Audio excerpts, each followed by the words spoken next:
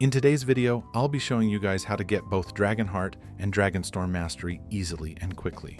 I'll show you 2 AFK methods that you can do to get max mastery within a day, and the only requirement is to have a private server, since, of course, you don't want anyone to bother you while doing this. Anyways, let's get into it.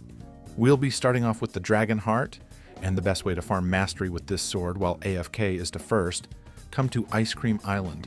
For this first method, we'll be farming the ice cream chefs, which are these ones with the green hats.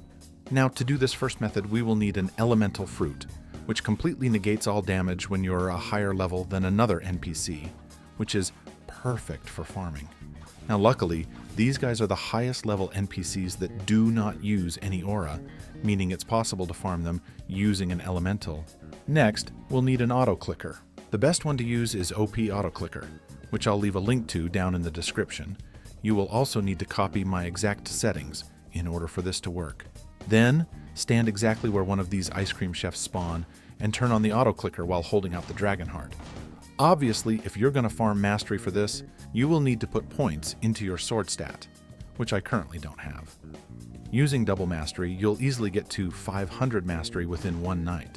Without double mastery, it may take an extra few hours or even an extra day. Now, the reason why I put the auto clicker at 750 milliseconds is so you purposely swing slower. The reason why you want to swing slower is because the Dragonheart has a lunge at the end of its M1 combo, meaning if we were to increase the speed of the auto clicker, there's a chance it would do the full M1 combo and lunge us out of our position, which we don't want.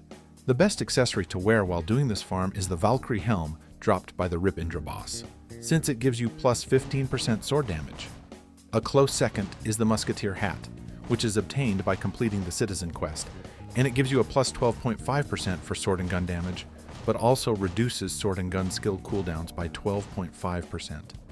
Now here's a second method for those of you who, for whatever reason, can't do the first method. Instead of using an elemental, we'll be using the chop fruit for this one. The good thing about this fruit is that it completely negates all sword damage, making it perfect for farming enemies that use swords. Luckily for us, there are ice cream commanders on the other side of this island who all use swords. This second method can be done by pretty much anyone, since getting the chop fruit is extremely easy. The rest of this method is the same. Turn on the auto clicker with the correct settings, then leave your game on overnight for a ton of mastery. I would say this method is a bit better than the last, since these guys give a tiny bit more XP and money, plus getting chop is easier than having to be a high level along with needing an elemental. And if you were wondering, chop still has immunity to all sword attacks even if the enemy is using aura, or is a higher level than you. Anyways, with those 2 Dragonheart methods out the way, we'll now be moving on to the mastery farm for the Dragonstorm, which is probably what all you guys have been waiting for. For this Dragonstorm farm, we'll be doing it at Tiki Outpost, and don't worry, you will not need to be a high level or anything for this one. We'll also be using the Musketeer hat for this one. To do this, you want to head over to these barrels and stand specifically on this one. In the gameplay, I didn't realize I was standing on the wrong barrel until a bit later, so just know the tallest barrel in the front is the one you want to stand on. When standing here, this guy will automatically chase you, making it very easy to farm here.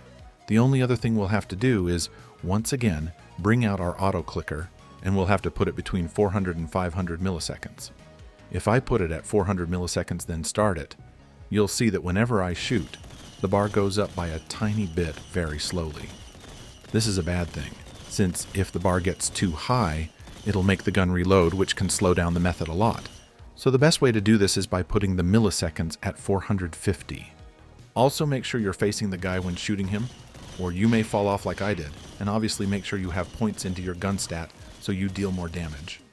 Killing these guys will earn you somewhere around 100k to 105k XP without double mastery, so doing this method will get you to mastery 500 probably within 2 nights with 2 times mastery, maybe 3 without it.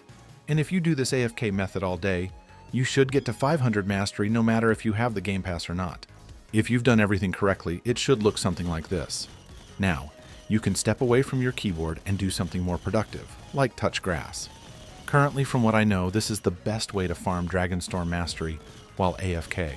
And I'm guessing you already know this since you're watching this video, but once you reach 500 mastery on both weapons, You can then unlock the race trials for Draco V4. The main problem most people have is simply getting mastery on the Dragonstorm, since it's a pretty mid-weapon. Anyways, that's going to be it for today's video.